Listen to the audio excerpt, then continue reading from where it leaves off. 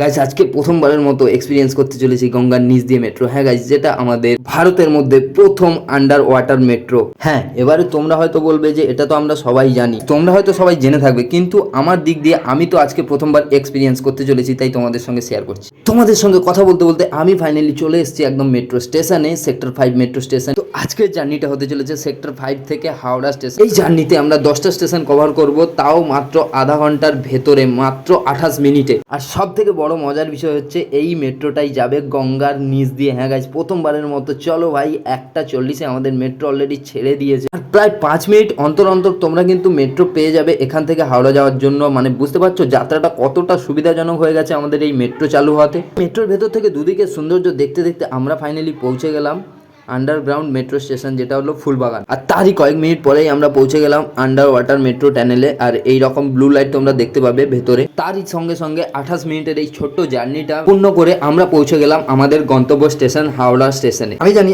আমার আগেও তোমরা অনেকেই চেপে নিয়েছো এই আন্ডার ওয়াটার মেট্রোতে। তো যাই হোক, আমি বেশি কথা বলতে চাই না। আর 30 টাকায় এই আধা ঘন্টার জার্নিটা খুব ভালো ছিল, খুব ভালো লাগলো আর খুব আরামদায়ক ছিল।